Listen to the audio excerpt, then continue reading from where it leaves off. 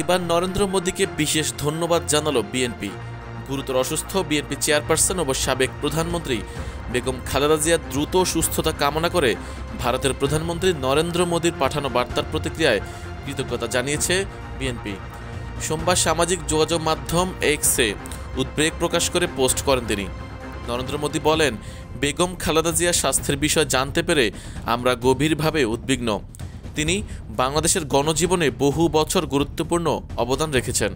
তার দ্রুত আরোগ্যের জন্য আমাদের আন্তরিক প্রার্থনা ও শুভকামনা রইল। ভারত যে কোনোভাবে সম্ভব সব ধরনের সহায়তা দিতে প্রস্তুত। মোদির এই বার্তার পর বিএনপি তাদের অফিসিয়াল অ্যাকাউন্টে কৃতজ্ঞতা জানিয়ে লিখেছে, বিএনপি চেয়ারপারসন বেগম খালেদা জিয়ার দ্রুত আরোগ্য কামনা করায় ভারতের মাননীয় প্রধানমন্ত্রী নরেন্দ্র মোদীর প্রতি তার সুচিন্তিত বার্তার জন্য আন্তরিক কৃতজ্ঞতা প্রকাশ করছি। বিএনপি এই সদিচ্ছার নিদর্শন এবং সমর্থন প্রদানের প্রস্তুতির প্রতি গভীরভাবে কৃতজ্ঞ। ৮০ বছর বয়সী খালেদা জিয়া ২৩ নভেম্বর থেকে ঢাকার এভারকেয়ার হাসপাতালে ভর্তি আছেন। শুরুতে ফুসফুসের সংক্রমণ নিয়ে ভর্তির পর তার শারীরিক জটিলতা বাড়তে থাকে।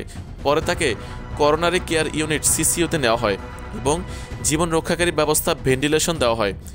বিদেশি বিশেষজ্ঞ সহ একটি মেডিকেল টিম সার্বক্ষণিক তত্ত্বাবধান করছে। বিএনপি নেতারা জানিয়েছেন, তার শারীরিক অবস্থার কোনো উন্নতি হয়নি। দলের ভাইস চেয়ারম্যান আহমেদ আজম খান বলেন, চিকিৎসকেরা প্রায় সব ধরনের চিকিৎসা প্রয়োগ করেছেন। উনি খুবই সংকটাপন্ন অবস্থায় আছেন। এখন জাতির কাছে দোয়া ছাড়া চাওয়া আর কিছুই করার নেই।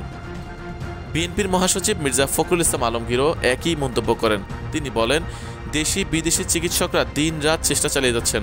উনি অত্যন্ত অসুস্থ, সবাই সর্বোচ্চ দিয়ে চেষ্টা করছেন।